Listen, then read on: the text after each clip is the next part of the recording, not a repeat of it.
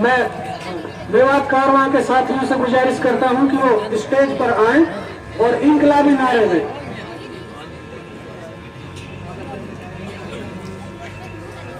करूँ भाई यार थोड़ा स्पीड ही रहा नार लगाऊंगा ऐसे रखने वीडियो है ना।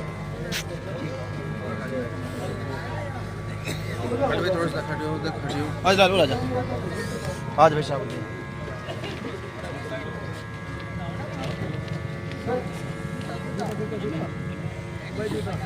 इनकलाब जिंदाबाद, इनकलाब जिंदाबाद, इनकलाब जिंदाबाद, जय जवान जय किसान, जय जवान जय किसान, जय जवान जय किसान। और निकलो बाहर मकानों से, निकलो बाहर मकानों से, निकलो बाहर मकानों से, लड़ेंगे लड़ेंगे लड़ेंगे, इनकलाब इनकलाब।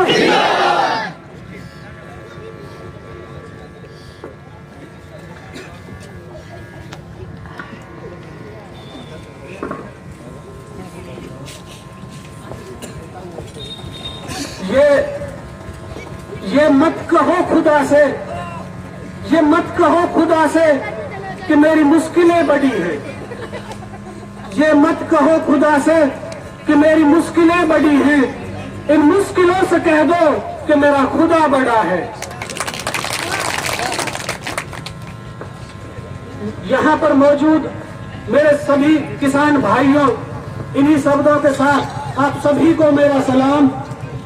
जय जवान, जय किसान, जय मेवात, जय भारत, जय संविधान। किसान भाइयों, सबसे पहले मैं आप सभी को, क्योंकि मैं कानून का आदमी हूं, एडवोकेट हूं, तो कानून के दायरे में रहकर ही बातें करूंगा और सिर्फ कानून की ही बातें करूंगा। सबसे पहले मैं आप सभी को यहाँ पर बता देना चाहता हूं कि आखिर ये 3 कृषि कानून क्या है, क्यों हम यहाँ खड़े हैं, क्यों हम यहाँ इस सर्दी में बैठे हैं, क्या है ये 3 कृषि कानून, मैं बता देना चाहता हूँ। इनमें जो सबसे पहला कानून है वो है अनिवार्य वस्तु अधिनियम 1955 में संशोधन। यानी कि अनिवार्य वस्तु अधिनियम कानून जो है वो 1955 में बना दिया गया था। मौजूदा मुल्क की सरकार ने उसमें संशोधन किया है। अगर इस कानून को मैं साधारण भाषा में कहूं तो इसका मतलब होता है जमाखोरी, कालाबाजारी, अनुमति कानून। यानी कि जमाखोरी का मतलब है कोई कितना भी जमा करे, कालाबाजारी आप सभी समझते हैं। ये कानून जमाखोरी और कालाबाजारी की अनुमति यानी कि इजाजत देता है। दूसरा जो कानून है वो है कॉन्ट्रैक्ट खेती का कानून, अर्थात बंधुआ किसान कानून।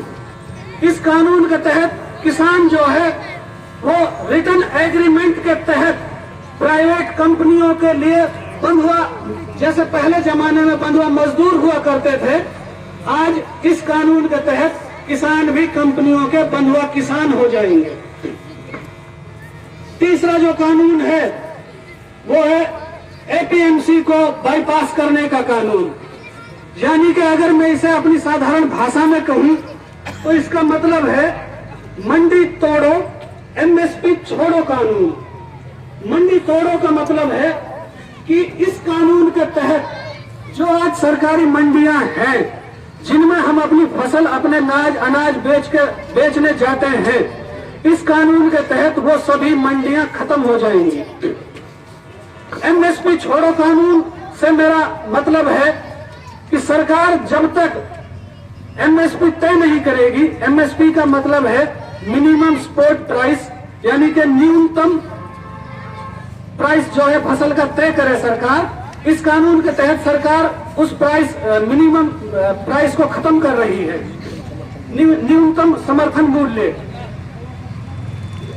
इन तीनों कानूनों को सरकार लेकर आई है और सरकार का कहना है कि हम इन 3 कानूनों के साथ भारत में एक ऐसी क्रांति लेकर आएंगे है जो आजादी से लेकर आज तक कभी किसी ने ना देखी है। अब सवाल यह है कि सरकार, साथ ही सरकार का एक कहना और भी है कि हम किसानों को आजादी देना चाहते हैं। और सवाल यह है कि सरकार आखिर हम किसानों को किस तरह की आजादी देना चाहती है। सरकार हमें आजादी देना चाहती है हमारे घरों को छीनकर, हमारे मकानों को छीनकर, हमारी फसलों को छीनकर, हमारे खेतों को छीनकर। अगर सरकार हमें इस तरह की आजादी देना चाहती है तो भैया मैं आज इस मंच से बड़ी जिम्मेदारी के साथ ये बात कह देना चाहता हूं सरकार से, मुल्क के मौजूदा हुक्मरानों से, कि भैया हमें ऐसी आजादी नहीं चाहिए, नहीं चाहते हम ऐसी आजादी।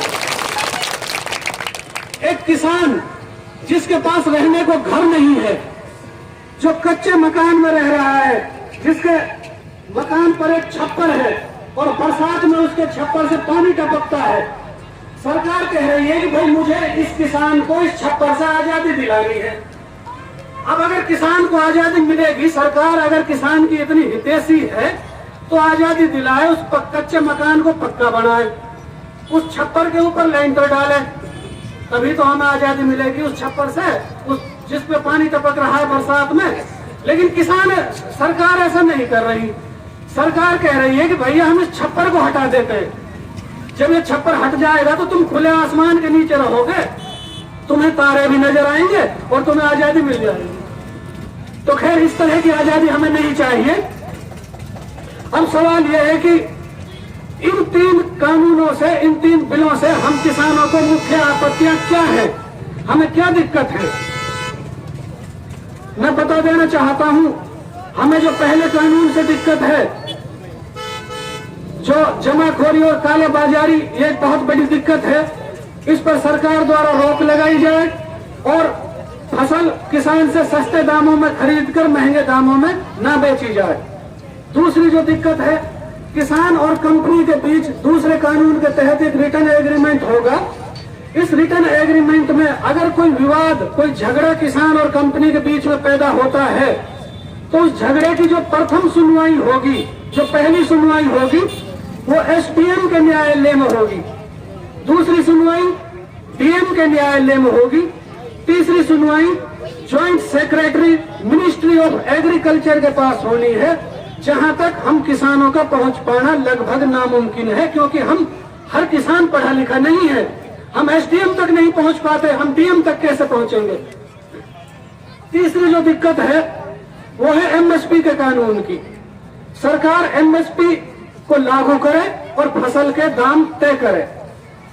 अगर सरकार को प्राइवेट मंडियां भी बनानी है तो बनाए, हमें ऐतराज नहीं है, शौक से बनाए, लेकिन भैया फसलों के दाम तो तय कर दो ताकि हम उन्हें उन प्राइवेट मंडियों में बेच सकें। इसके बाद मैं बड़ी जिम्मेदारी के साथ आज की मौजूदा सरकारों से कह देना चाहता हूं, इस मंच से खड़ा होकर मैं मुल्क के हुक्मरानों से कहना चाहता हूं कि जब जब किसानों ने कोई आंदोलन किया है और सरकार ने अपनी दमनकारी नीतियों से उन आंदोलनों को दबाने की कोशिश की है, तब तब किसानों का वो आंदोलन अपनी दोगुनी ताकत के साथ उभरा है और ये भी उभरेगा। मैं इस मंच से कहना चाहता हूं मुल्क की मौजूदा सरकार से, मुल्क के मौजूदा हुक्मरानों से, कि किसानों के दर्द को आपने क्यों नहीं समझा, किसानों के दर्द को आपने क्यों नहीं समझा। ये किसानों की जिद है जो समझौते नहीं करती। किसानों के दर्द को आपने क्यों नहीं समझा, ये किसानों की जिद है जो समझौते नहीं करती। शहीदों की जमी है, शहीदों की जमी है ये जिसे मेवात कहते हैं, शहीदों की जमी है ये जिसे मेवात कहते हैं। ये बंजर होकर भी बुज़दिल कभी पैदा नहीं करती, ये बंजर होकर भी बुज़दिल कभी पैदा नहीं करती। मैं आज इस मंच से खड़ा होकर आप सभी किसान भाइयों को एक सच्चाई से रूबरू कराता हूं। अंग्रेजों के जमाने में एक आंदोलन हुआ था अंग्रेजों के खिलाफ। उस आंदोलन की जो शुरुआत की थी वो बंगाल से हमारे बंगालियों ने की थी। तब अंग्रेजों ने उस आंदोलन को दबाने के लिए कहा था कि ये सिर्फ और सिर्फ बंगाल का आंदोलन है, ये सिर्फ और सिर्फ बंगालियों का आंदोलन है, ये पूरे देश का आंदोलन नहीं है, इसलिए पूरा देश इस आंदोलन में हिस्सा न ले। सरकार ने भारत के नागरिकों को गुमराह करने की कोशिश की थी। उसके बाद आप सभी ने देखा होगा सन 2020 में एनआरसी और सीएए के खिलाफ भारत के मुसलमानों ने एक आंदोलन की शुरुआत की थी। शाहीन बाग में हमारी माताओं बहनों ने एक आंदोलन की शुरुआत की थी। उस आंदोलन की शुरुआत क्योंकि भारत के मुसलमानों ने की थी, इसलिए मुल्क के मौजूदा सरकारों ने, मुल्क के मौजूदा हुक्मरानों ने कहा था कि ये सिर्फ और सिर्फ मुसलमानों का आंदोलन है, ये सिर्फ मुसलमानों का आंदोलन है, पूरे देश का आंदोलन नहीं है, इसलिए इसमें पूरा देश शामिल ना हो। इसके बाद आज एक आंदोलन की शुरुआत हमारे पंजाब के सरदार भाइयों ने की है, हमारे पंजाब के सिख भाइयों ने की है, हमारे पंजाब के किसान भाइयों ने की है। तब मुल्क की मौजूदा सरकार ने, आज की सरकार ने लोगों को गुमराह करने के लिए कहा था कि सिर्फ और सिर्फ सिखों का आंदोलन है, ये सिर्फ पंजाबियों का आंदोलन है, ये पूरे भारत का आंदोलन नहीं है, जबकि ऐसा नहीं है। सच्चाई ये है कि हमारी इस भारत माता को जब जब जरूरत पड़ी है अपने वीर सपूत की, जब जब जरूरत पड़ी है अपने लाल की, तब तब भारत माता का वो वीर सपूत, तब तब भारत माता का वो लाल कभी सिख के रूप में, कभी हिंदू के रूप में, कभी मुसलमान के रूप में, तो कभी ईसाई के रूप में अपनी भारत माता की हिफाजत के लिए आता रहा है और आता रहेगा।